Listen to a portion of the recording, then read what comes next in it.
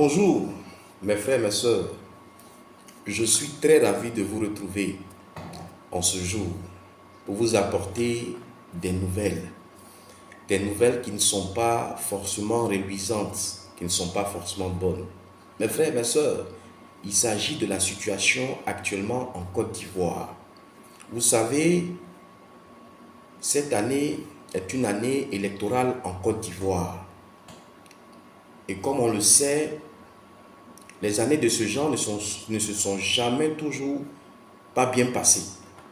Vous voyez, il y a eu toujours des séquelles. Mes frères, les années de ce genre ne se passent toujours pas bien en Afrique, surtout en Afrique francophone. Vous voyez, et cette année, nous commençons déjà à voir ce qui se prépare. Mes frères, mes sœurs, c'est grave. Pour dire que l'heure est grave. Mes frères, mes sœurs, nous devons nous rappeler de ce qui s'est passé au Rwanda. C'est vrai, c'est une situation difficile. On n'a même pas envie de s'en souvenir, d'en parler. Mais c'est mieux qu'on en parle. Pour que ça puisse, je dirais, interpeller des personnes. Mes frères, mes sœurs, au Rwanda, ça a commencé par des radios. Les radios ont commencé à attiser la haine dans le cœur des gens. Et c'est parti au niveau des associations, des groupes et des familles. Et on a tous vu ce qui s'est passé. Aujourd'hui, c'est le même scénario. Mais cette fois-ci, ce n'est pas les radios, mais ce sont les réseaux sociaux. Les réseaux sociaux. Vous savez, les réseaux sociaux impactent fortement les populations. Les réseaux sociaux impactent forcément les populations. Vous voyez? Et aujourd'hui, quand vous allez sur ces réseaux sociaux-là, mes frères, ça fait peur. Celui qui n'a pas peur, vraiment, c'est que soit il est inconscient, ou soit peut-être qu'il n'est pas d'ici. Vous voyez? Parce que ça fait peur. La haine, mes frères, mes sœurs, la haine est en train d'être inséminée dans le cœur des Ivoiriens.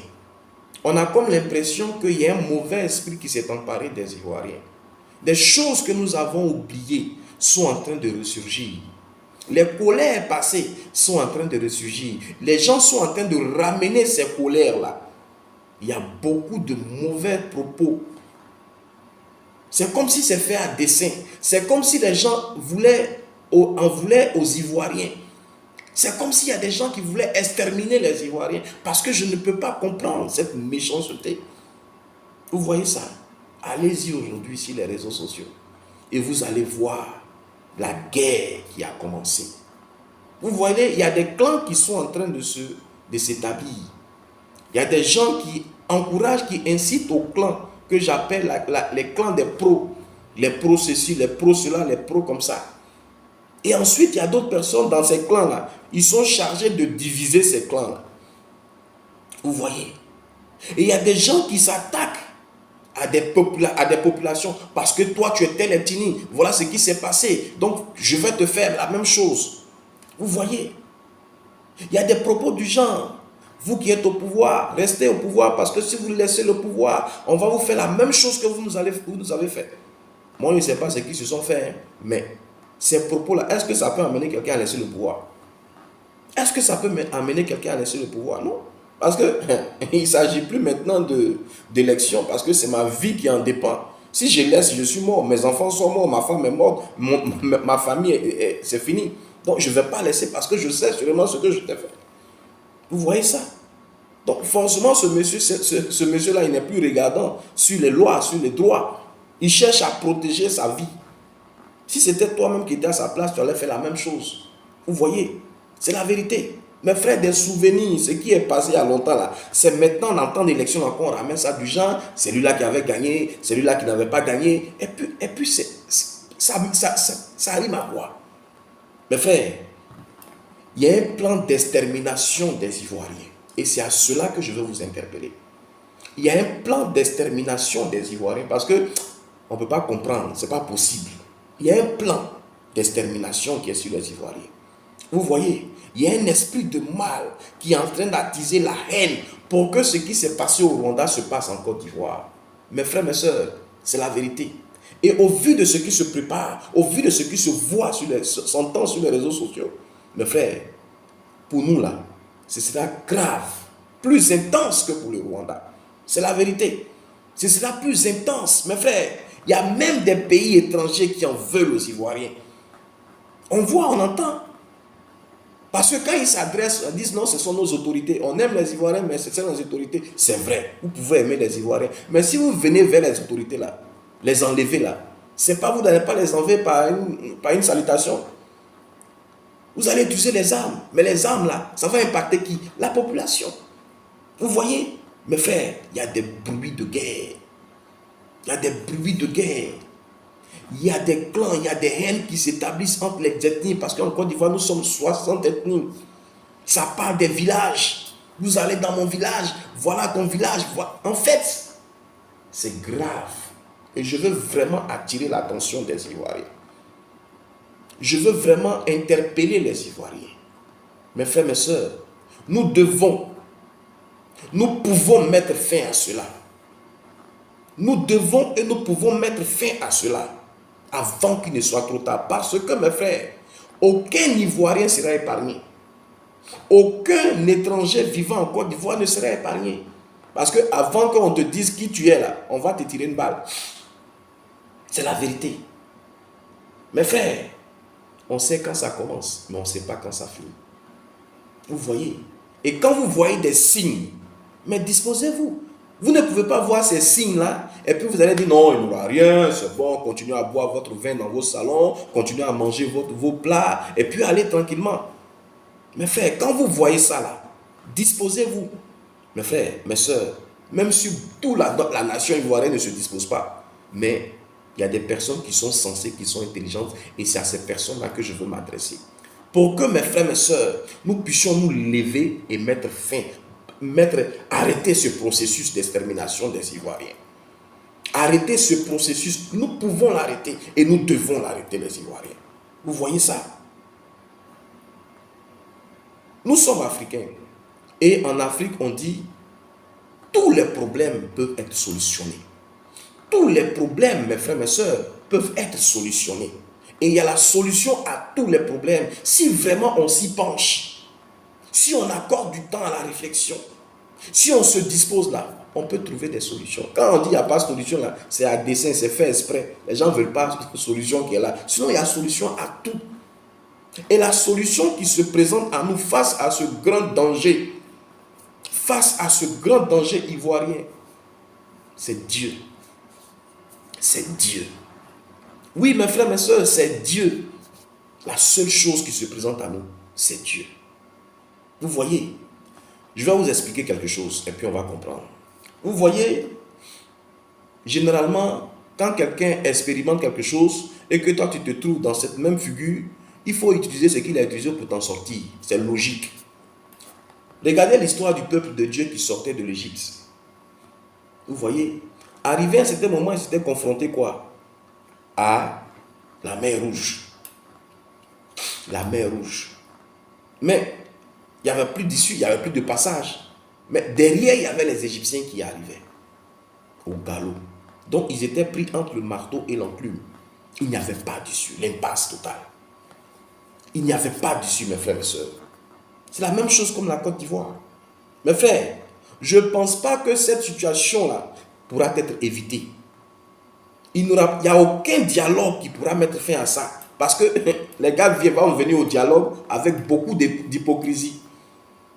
Il n'y aura pas de discours, dialogue direct. Il n'y aura pas il n'y aura rien, mes frères, mes soeurs. Même si tous les organismes du monde viennent, il n'y aura rien, mes frères.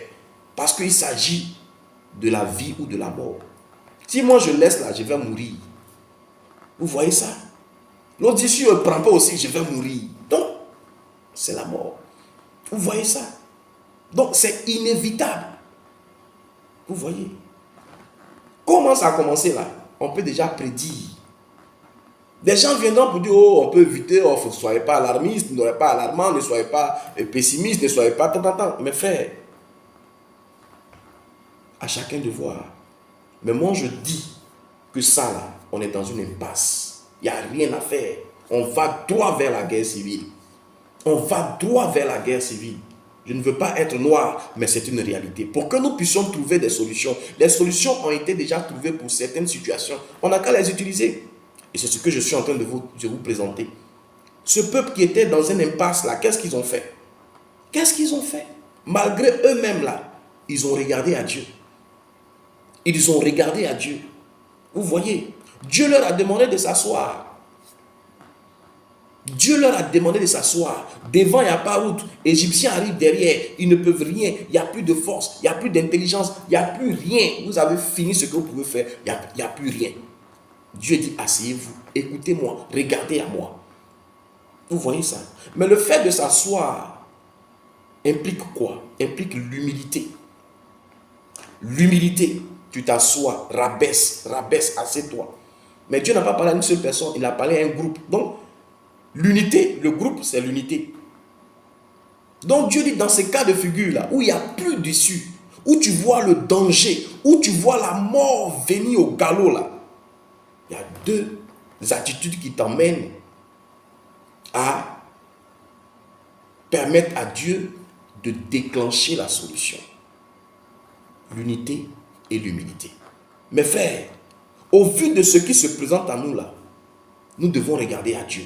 Nous devons partir à Dieu dans ces deux caractères-là, l'humilité et l'unité. Vous voyez, l'humilité, nous les Ivoiriens, nous sommes quand même un peu trop orgueilleux, trop fiers, trop orgueilleux, pardonnez-moi. Vous voyez, et puis on s'apprécie pas. Voilà ce qui se présente à nous. Voilà ce qui se présente à nous. Et Dieu nous demande, pour que lui puisse intervenir là, il faut que nous soyons humbles et que nous soyons unis. L'unité, c'est quoi? C'est l'amour. Mais qu'est-ce qui sublime l'amour? C'est le pardon. Mes frères, nous devons nous pardonner. Vous voyez, pendant que les gens sont en train d'attiser la haine là, il doit y avoir des Ivoiriens suffisamment matures, suffisamment grands spirituellement pour pouvoir pardonner, pour pouvoir encourager au pardon. Je vous ai fait une première vidéo, mes frères, mes soeurs, la première vidéo de cette chaîne. Je vous ai parlé du pardon. Comment il est important de pardonner, comment il est nécessaire, comment il est bon, comment il est agréable de pardonner. Vous pouvez lire cette vidéo-là, vous allez comprendre beaucoup de choses. Les deux attitudes, l'humilité et le pardon. Vous allez peut-être me dire que non, c'est une histoire biblique, ça n'a rien à voir avec les temps d'aujourd'hui. Mes frères, mes soeurs, je peux vous concéder cela. Mais je vais donc prendre un autre exemple pour illustrer ce que je viens de vous dire. Mes frères, Dieu même nous a parlé. Dieu même, il nous a dit, si quelque chose arrive là, on n'a qu'à utiliser ce que je viens de vous dire là. L'humilité et l'unité. Il nous a parlé. Et le monde a attendu Dieu nous dire de faire ça, de pratiquer ça. Vous voyez, toute la terre a entendu Dieu nous dire aux Ivoiriens, quand vous serez confrontés à une situation là, soyez humbles et soyez unis. Pardonnez-vous, vous allez voir ce que je vais faire. Il a dit l'année passée, la CAN, l'année passée. Vous voyez, la CAN n'était pas prévue être jouée en 2024. C'était en 2023. Mais Dieu dit, si je leur parle en 2023 et qu'en 2025, ils sont confrontés à une situation, ils pourront oublier l'orientation que je leur ai donnée. Non, attends, je vais reporter, je vais repousser, je vais rapprocher la CAN de 2025 pour qu'ils puissent se rappeler rapidement ce que je vais leur dire. Qu'est-ce que Dieu nous a dit? Mes frères, en 2024, on était très orgueilleux, très hautain. Vous voyez, voilà les Ivoiriens. On a un beau pays, voilà, on a de beaux stades, on a des ponts, tout autour. On est ceci, on est cela. À 2 jours de l'ouverture de la CAN, on a vu notre stade imbibé d'eau à imbibé. Imbibé d'eau. Voilà la gloire. Les gens ont subi des frais. Licenciement, démission, emprisonnement. Vous voyez ça? Tu penses que tu es grand, mais voilà. Vous voyez, c'est un message. On n'a pas compris qu'on devait être humble. On est parti. On est allé chercher des grands entraîneurs qu'on a payés à des prix vraiment, on ne peut pas expliquer. Des joueurs. Voilà, c'est la Côte d'Ivoire. Publicité à gauche, publicité à droite. Qu'est-ce qui s'est passé? Guinée équatoriale. Mes frères, on n'a pas dit Guinée, mais Guinée, là, son équatoriale. Si c'est Syrie nationale qui nous a gagné, c'est bon. Mais Guinée équatoriale. Quelqu'un qui ne sait pas prendre un ballon pour mettre dans petit poteau, Maracana. À plus forte raison, Coupe d'Afrique. Ah, mes frères, mes soeurs. Mais qu'est-ce qui s'est passé? Il y a eu des morts. Il y a eu le désarroi. Il y a eu la souffrance. Je me rappelle, un enfant est mort de crise cardiaque. C'est passé au journal télévisé de 20 heures. En Côte d'Ivoire. Vous voyez la désolation. Mais après ça, qu'est-ce qu'on a fait? Qu'est-ce que les Ivoiriens ont été amenés à faire, ont fait? Mes frères, mes soeurs, les Ivoiriens ont commencé à être humbles. Les Ivoiriens ont commencé à être humbles parce qu'ils ont vu que c'était un danger pour eux. Ils ont commencé à être humbles. Et on a vu quoi? L'unité. L'unité des Ivoiriens. L'humilité et l'unité. Mais l'unité dit quoi? On se pardonne, on s'embrasse. On a vu des ennemis qui se sont embrassés. On a vu des gens qui se détestent là, se faire la bise. L'unité des Ivoiriens, l'humilité des Ivoiriens. Quand on a appliqué cela, qu'est-ce qui s'est passé, mes frères et mes soeurs? Qu'est-ce qui s'est passé? Dieu a pris cette nation et il l'a placée à la tête des nations. Dieu a pris la Côte d'Ivoire et il l'a placée à la tête des nations. Pour dire, voilà la démarche. Si vous êtes confronté à une situation où il n'y a pas d'issue, voilà la méthode pour que je puisse vous placer à la tête. Et que vous puissiez servir d'exemple à d'autres nations. Mes frères, la situation qui prévaut en Côte d'Ivoire actuellement, c'est-à-dire face à ce qui arrive, la guerre civile, qui va forcément impacter toute l'Afrique. Mes frères, Dieu nous demande aux Ivoiriens de sauver les Africains en sauvant notre nation, de par l'humilité et par l'unité. Parce que nous, là, notre hymne national dit quoi? Notre devoir doit être le modèle de l'espérance qui a été promise à l'humanité. Qu'est-ce qui a été promis à l'humanité? C'est la paix. Pas la paix des hommes, mais la paix de Dieu. Et pour avoir cette paix-là, il faut qu'on soit humble et puis il faut qu'on s'aime. Il faut qu'on se pardonne. Vous voyez ça? Voilà. Voilà, mes frères, mes sœurs. Et c'est ce modèle-là qui va être impliqué à toutes les autres nations. On aura ouvert quelque chose. On aura donné une nouvelle ère, libéré l'Afrique. Parce que ces années d'élection-là, ça tue l'Afrique. Vous voyez, mes frères, nous devons appliquer la loi de Dieu. Quand je dis Dieu, ne pensez pas que c'est une affaire de chrétien. Moi, je ne suis pas chrétien. Mais je confesse Jésus-Christ. Si vous me suivez, vous allez comprendre pourquoi je dis que je ne suis pas chrétien, je confesse Jésus-Christ. Vous voyez, moi, ma conception de Jésus-Christ, ce n'est pas de dire son nom à tout bout de champ. Prendre son nom, mettre sur son front, mettre sur sa voiture, Jésus-Christ, son tricot, Jésus-Christ, t'afficher avec Jésus-Christ, prendre les grosses Bibles et puis marcher dans les rues, c'est pas vrai. Moi, je ne conçois pas Christ comme ça. Christ, c'est l'amour. Et donc, moi, mon église, là, c'est ma maison. Je fais l'effort d'aimer ma femme. Je fais l'effort d'aimer mes enfants, d'aimer mes voisins, d'aimer mes amis, d'aimer mes frères, mes soeurs, d'aimer mon peuple. Vous voyez ça? Je pense que c'est ce que Christ nous a laissé. Il ne nous a pas dit qu'on n'a qu'à dire son nom. Je pense que de son vivant, il n'a même pas demandé à ce qu'on s'appelle chrétien. Vous voyez? Il a dit, soyez mes imitateurs parce qu'il a laissé un chemin. Ce qui va nous amener à sortir de la souffrance là, c'est le pardon parce que lui, il a montré. Il s'est fait humilier. Et quand il est allé à la croix, il dit, Seigneur, pardonne-leur, car ils ne savent pas ce qu'ils font. Mes frères, mes soeurs, voilà Christ. Le pardon.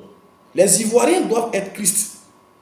Voilà mon message. Si tu es d'accord avec moi, permets que les Ivoiriens reçoivent ce message-là. Travaillons maintenant, main dans la main. Nous qui comprenons, nous qui acceptons là. Pour que les Ivoiriens soient libres. Pour que les Africains soient libres. Pour que nous puissions vivre comme dans un grand royaume. Mes frères, mes soeurs, c'est ça, l'unité et l'amour. Dieu permet cette situation. Dieu permet ça, mais mes frères, mes soeurs, il y a un message. On n'a qu'à se souvenir des Bimpé, du terrain des Bimpé. Il nous a donné un premier message. On n'a pas compris. Voilà le choc qui est arrivé. Il dit, ce qui ne passe pas par la tête là, Ça passe par les jambes. Si ce qui te parle doucement, doucement, tu ne comprends pas, il va te choquer. Il va te dépouiller. Il va te tuer. Parce que si tu n'as pas tué, qu'il a tué ton enfant, mais il a tué ta femme, c'est toi qui l'as tué. Et c'est dans cette difficulté-là que peut-être que tu vas le suivre. Mais frère, on n'est pas encore arrivé à là. Comprenons que l'heure est grave et regardons à Dieu. C'était mon message du jour. Soyez bénis et on se retrouve très bientôt.